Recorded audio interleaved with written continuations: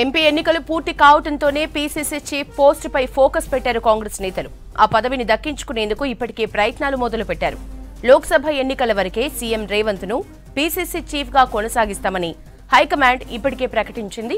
ఇక పాలనపై పూర్తి స్థాయిలో దృష్టి పెడతానని సీఎం రేవంత్ కూడా ఇటీవల చెప్పారు. దీంతో ఈ పోస్టును దక్కించుకునేందుకు పలువురు నేతలు party national general secretary KC Venugopal, రాష్ట్ర వ్యవహారాల ఇన్ఛార్జ్ దీపాదాస్ మున్షీ ద్వారా ప్రయత్నాలు ముమ్మరం చేశారు. Deputy CM Bhatti Vikramarka, MLA Rajagopal Reddy, PCC ప్రచార committee chairman Madhu Yaskhi Goud, AICC కార్యదర్శి సంపత్ కుమార్, ప్రభుత్వ సలహాదారు Shabbir Ali, PCC working president Jagga Reddy, PCC working president Mahesh Kumar Goud PCC chief రేస్లో ఉన్నట్లు సమాచారం. ఈ అంశంపై డీటెయిల్స్ రాజు అందిస్తారు. రాజు, పీసీసీ పోస్ట్ రేస్లో మొత్తంగా ఎంతమంది ఉన్నారు? Thank you Yashoda. తెలంగాణ కాంగ్రెస్లో మళ్ళీ రాష్ట్ర అధ్యక్ష పదవి తెరపైకి వచ్చింది. ఎవరికి ఆ పదవి దక్కుతుందో అనేది కాంగ్రెస్ పార్టీ నేతల్లో ఒక చర్చ జరుగుతుంది. వాస్తవానికి తెలంగాణలో కాంగ్రెస్ పార్టీ అధికారంలోకి వచ్చిన వెంటనే సీఎం రేవంత్ రెడ్డి పదవి బాధ్యతలు చేపట్టారు.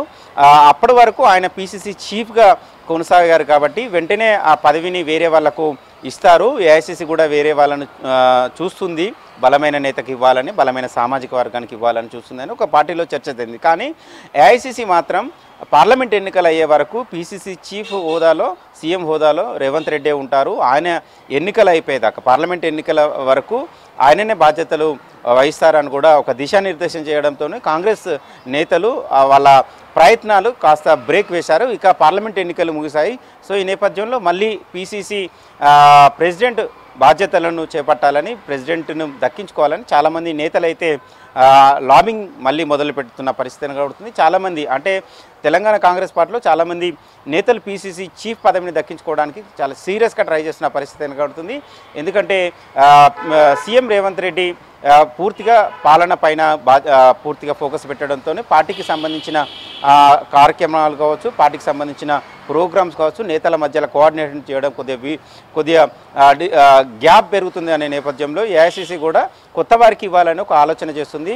అందులో భాగంగానే తెలంగాణ కాంగ్రెస్ నేతలు ఆ పదవిని దక్కించుకోవడానికి చాలా సీరియస్గా ట్రై చేసిన పరిస్థితి కనబడుతుంది. అయితే ఈ రేసులో దాదాపు డజన్కి పైగా నేతలు పోటీ పడుతున్నారు.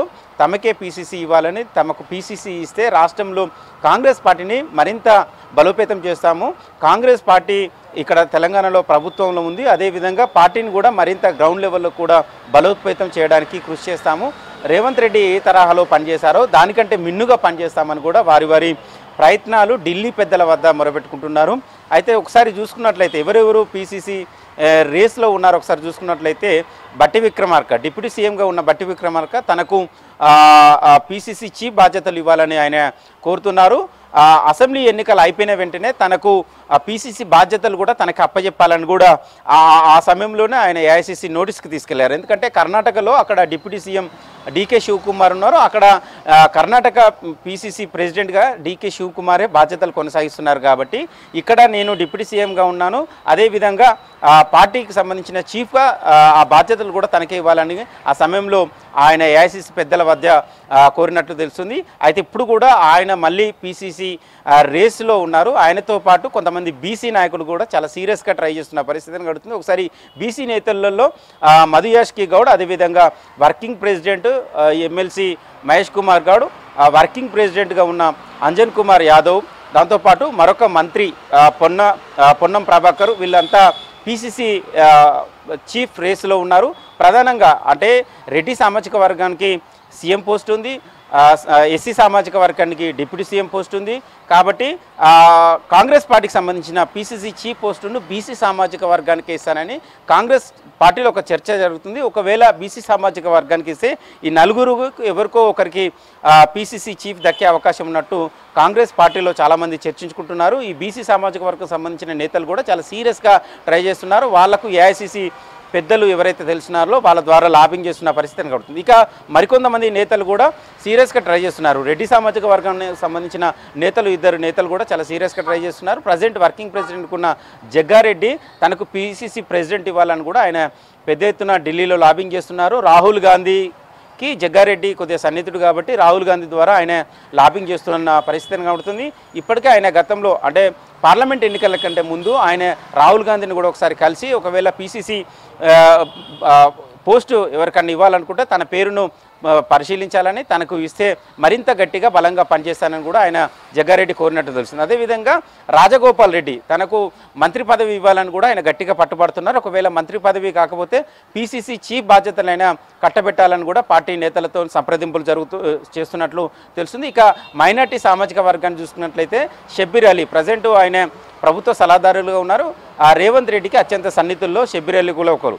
కాబట్టి మైనార్టీ వర్గానికి ఒకవేళ పీసీసీ చీఫ్ బాధ్యతలు ఇచ్చినట్లయితే షబ్బీర్ అలీ పేరు కూడా పరిశీలనలో ఉండే అవకాశం ఉంటుంది. ఇక ఎస్సీ సామాజిక వర్గంలో మరో నేత ఏఐసిసి సెక్రటరీగా ఉన్న మాజీ ఎమ్మెల్యే సంపత్ కుమార్, ఆయన కూడా ఏఐసిసి ప్రెసిడెంట్ మల్లికార్జున ఖర్గే ద్వారా లాబింగ్ చేస్తున్న పరిస్థితి ఎంత కనబడుతుంది. ఎందుకంటే మల్లికార్జున ఖర్గేకు సంపత్ కుమార్ చాలా సన్నిహితుడు, ఒక కొడుకులాగా ఏఐసిసి ప్రెసిడెంట్ మల్లికార్జున ఖర్గే సంపత్ను చూస్తారు. ఆ నేపథ్యంలో వాళ్ళిద్దరి మధ్య ఉన్న సన్నిహిత్యంతో పీసీసీ ప్రెసిడెంట్ బాధ్యతలు కూడా తనకే వస్తాయని కూడా సంపత్ కూడా భావిస్తున్నారు. సంపత్ రేవంత్ రెడ్డి కూడా అత్యంత సన్నిహితులు కాబట్టి రేవంత్ రెడ్డి తన పేరు ప్రతిపాదిస్తారు అనేది కూడా సంపత్ కూడా తెలంగాణ కాంగ్రెస్ నేతల మధ్య సన్నిహితుల మధ్య చర్చించినట్లు తెలుస్తుంది. ఇక ఎస్టీ సామాజిక వర్గానికి వచ్చినట్లయితే మంత్రి సీతక్క పేరు పరిశీలనలో చేసే అవకాశం ఉంటుంది. ఎందుకంటే సీతక్క కూడా తెలంగాణ కాంగ్రెస్ నేతల్లో టాప్ లీడర్లో సీతక్క పేరు కూడా ఉంటుంది. అంతేకాదు ఆమె ఏఐసిసి నేతలకు కూడా అత్యంత సన్నిహితురాలు. సీతక్క అంటేనే ఏఐసిసిలో చాలా ఒక మర్యాద కూడా ఉంటుంది. కాబట్టి సీతక్క కూడా ఒకవేళ ఎస్టీ సామాజిక వర్గానికి ఇవ్వాల్సి ఉన్నట్లయితే సీతక్క పేరు కూడా పరిశీలించే అవకాశం ఉన్నట్లు కాంగ్రెస్ పార్టీలో ఒక చర్చ. సో మొత్తానికైతే దాదాపు ఒక 10 మందికి పైగా నేతలు పీసీసీ పదవి కోసం చాలా సీరియస్గా ట్రై చేస్తున్నారు. ఒకవేళ పార్లమెంట్ ఎన్నికలు ముగిసినాయి కాబట్టి ఇప్పుడు ఏమన్నా కసరత్తు ఏఐసిసిలో ఒకవేళ కసరత్తు జరిగితే తమకు ఎట్లయినా పీసీసీ ఇవ్వాలి, తమే పీసీసీ పదవిని దక్కించుకోవాలని మిగతా నేతలంతా చాలా సీరియస్గా ట్రై చేస్తున్నారు. వారికి తెలిసిన నేతలతో లాబింగ్ చేస్తున్నారు. ఇప్పటికే కొంతమంది ఇన్ఛార్జ్ దీపాదాస్ మున్షితోని లాబింగ్ చేస్తున్నారు. మరికొంతమంది ఏఐసిసి జనరల్ సెక్రటరీగా ఉన్న కేసీ వేణుగోపాల్ ద్వారా పీసీసీ ప్రెసిడెంట్ పోస్టును దక్కించుకోవాలని లాబింగ్ చేస్తున్నారు. మరికొంతమంది ఏఐసిసి ప్రెసిడెంట్ మల్లికార్జున ఖర్గేతో పాటు ఆయన సంబంధించిన దగ్గర ఫ్రెండ్స్ ద్వారా కూడా లాబింగ్ చేస్తున్న పరిస్థితిని కడుతుంది. సో మొత్తానికైతే తెలంగాణ కాంగ్రెస్ పార్టీకి కొత్త పీసీసీ వచ్చే అవకాశం ఉంది. ఈ పార్లమెంటు ఎన్నికలు ముగిశాయి కాబట్టి ఫలితాల కంటే ముందా ఏఐసిసి ఎప్పుడు నిర్ణయిస్తుంది అనేది చూడాల్సి ఉంటుంది. కానీ ఇప్పటికే తమ లాబింగ్లను తమ పైరవులను చేయడానికి కాంగ్రెస్ సంబంధించిన నేతలు చాలా సీరియస్గా ట్రై చేస్తున్నారు. యశోద.